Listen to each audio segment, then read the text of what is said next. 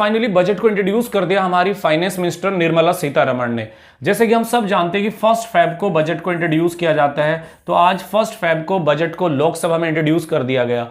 तो जितने भी बजट के मेन डायमेंशंस है उनको डिस्कस करते हैं। तो सबसे पहले हमारा जो कंसर्न रहेगा वो रहेगा कि बजट का साइज क्या है।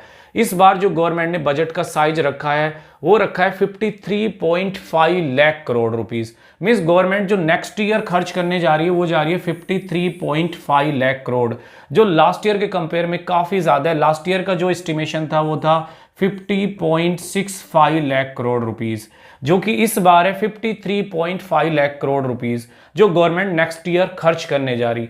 अगर बात करें गवर्नमेंट की रिसीप्ट की, गवर्नमेंट की इनकम की, तो गवर्नमेंट ने जो अपनी इनकम दिखाई है वो नॉन डेप्ट इनकम दिखाई है वो 36.5 लाख करोड़ रुपीस।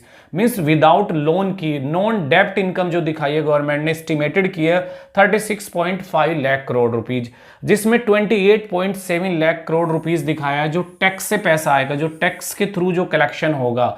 तो हमारी टोटल इनकम 36.5 लाख करोड़, जबकि खर्च का एस्टिमेशन है 53.5 लाख करोड़। अब सवाल उठता है कि अगर इनकम कम है और एक्सपेंडिचर ज्यादा है तो ये जो गैप है ये कैसे कंप्लीट होगा, ये जो गैप है, ये जो डेफिसिट है ये कैसे पूरा किया जाएगा। तो गवर्नमेंट ने इसके लिए बोरोविंग से 2 एस्टिमेशन किए हुए, उनको देखते हैं। गवर्नमेंट ने कहा कि ये 2 तरह की बोरोविंग से इस गैप को कंप्लीट किया जाएगा।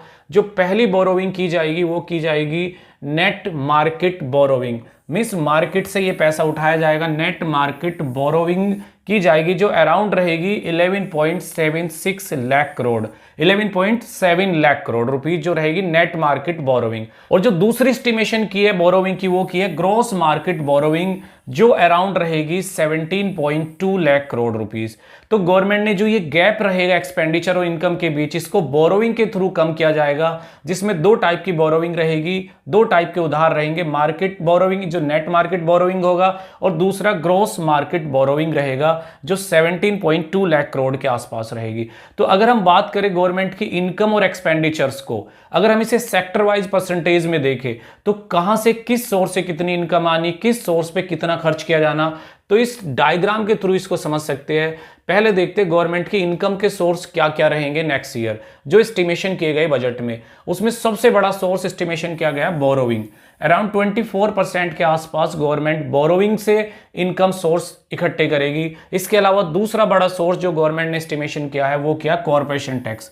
कॉर्पोरेशन टैक्स से 18% के आसपास, जबकि इनकम टैक्स से भी 21% के आसपास गवर्नमेंट ने एस्टिमेट किया है। इसके अलावा जीएसटी से लगभग 15% के आसपास एस्टिमेट किया अपनी इनकम को। इसके अलावा कस्टम ड्यूटी से, यूनियन एक्साइज ड्यूटी से और नॉन डेप्ट कैपिटल से भी 2% का एस्टिमेशन किया गया।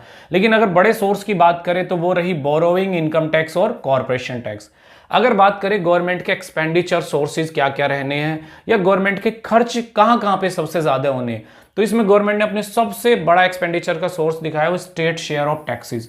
मींस जो टैक्स का पैसा जो सेंट्रल गवर्नमेंट के पास जाता है बाद में फिर वो रिटर्न किया जाता है स्टेट्स को, तो उसको बोलते हैं स्टेट शेयर ऑफ टैक्स, जो अराउंड रहेगा 22% के आसपास। जो दूसरा बड़ा खर्च गवर्नमेंट ने शो किया है वो किया है गवर्नमेंट ने इंटरेस्ट पेमेंट, जो रहेगा अराउंड 20% के आसपास। इसके अलावा और जो बड़े खर्च है उसमें से रहेंगे सेंट्रल सेक्टर स्कीम जो लगभग 17% के आसपास है। इसके अलावा सेंट्रल स्पॉन्सर्ड स्कीम भी 8% के आसपास है।